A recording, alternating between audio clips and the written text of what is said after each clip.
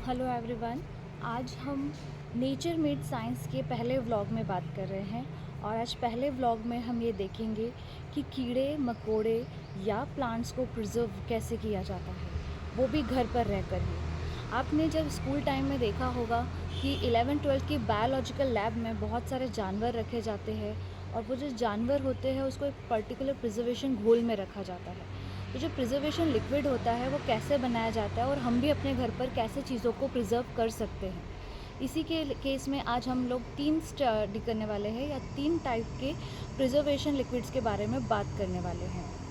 तो अब हम जो बात प्लांट प्रिजर्वेशन के बारे में पढ़ा, प्लांट प्रिजर्वेशन लिक्विड के लिए हम 3 टाइप के प्लांट प्रिजर्वेशंस पढ़ेंगे, जिसमें पहला है एथेनॉल मेथड, दूसरा है हर्बेरियम मेथड और तीसरा है बोरिक एसिड मेथड। इन मेथड्स के इस्तेमाल से हम प्रिजर्वेशंस कर सकते हैं। हर्बेरियम वाले जो प्रिजर्वेशन है उसको हम ग्रीटिंग कार्ड्स या राइजन आर्ट या इस टाइप के आर्ट्स में इस्तेमाल करते हैं और ज़्यादा से ज़्यादा लॉन्ग टाइम तक के हम इसको प्रिजर्व कर सकते हैं। दूसरी चीज़ है एथेनॉल। एथेनॉल का जो प्रिजर्वेशन लिक्विड है वो लगभग पत्तियों की जो संरचना है और शेप है इस टाइप को प्रिजर्व करने में मदद करता है एथेनॉल लिक्विड, जो हम अभी सिखाएंगे कि कैसे बनेगा। और बोरिक एसिड से जो प्रिजर्वेशंस हम बनाएंगे उस प्रिजर्वेशन में हम ये देखेंगे कि जो पत्ती का लचीलापन है, इस लचीलेपन को लॉन्ग टाइम तक संग्रह करने के लिए बोरिक एसिड वाले प्रिजर्वेशंस का इस्तेमाल करेंगे। तो इस टाइप से हम चाहते क्या है उस टाइप से हम प्रिजर्व इसको कर सकते हैं। दूसरा, हमारे पास कुछ ऐसी चीज़ें रहती है जो काफ़ी इम्पॉर्टेंट होती है हमारे लिए और हम उसको ज़्यादा दिन तक के प्रिजर्व नहीं कर सकते, बट उसके लिए हम प्रिजर्वेशन देखते हैं, जैसे स्कूल प्रोजेक्ट्स हो गया, बॉटनिकल साइंस हो गया, और या फिर आप ये देख सकते हैं कि जो रोज़मर्रा के लाइफ में और जो हमारे लिए बहुत इम्पॉर्टेंट है, हम उस चीज़ को प्रिजर्व करना चाहते हैं और वो एक सजीव वस्तु है, तो इसको प्रिजर्वेशन करने के लिए हम ये चीज़ें कर सकते हैं। सो आइए देखते हैं हर्बेरियम के बारे में।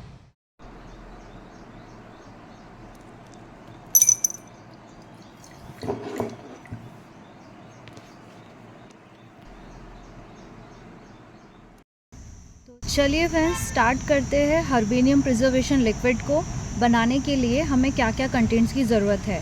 सबसे पहले हम ले रहे हैं CH3COOH एथेनोइक एसिड, जो कि आप यहाँ देख सकते हैं।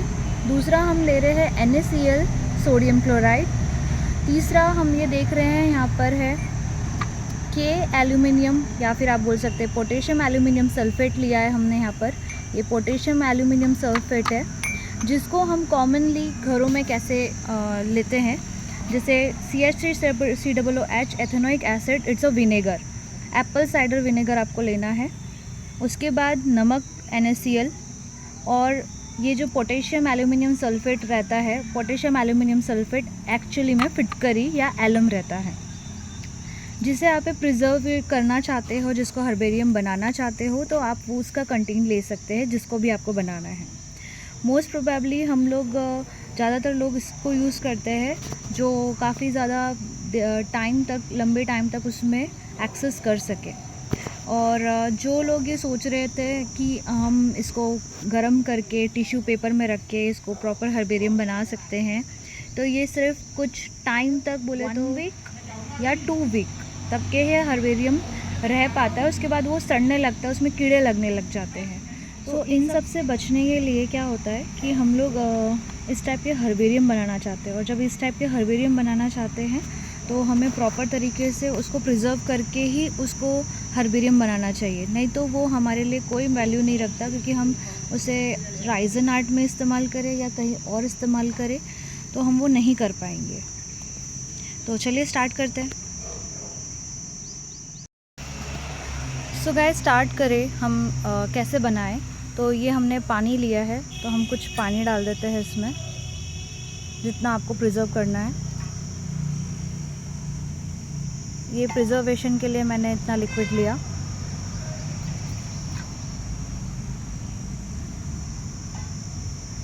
ठीक है, इतना प्रिजर्वेशन के लिए हम लेंगे। और प्रिजर्वेशन के लिए अब हम सबसे पहले इसमें डालेंगे एथेनोइक एसिड। ये एथेनोइक एसिड हमने डाला।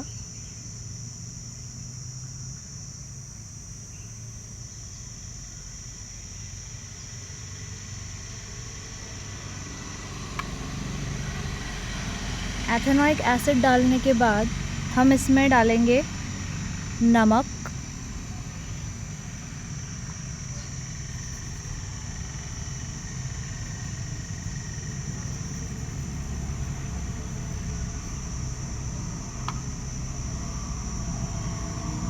और अब हम इसमें डालेंगे नमक से बिल्कुल आधा एलम आपको डालना है।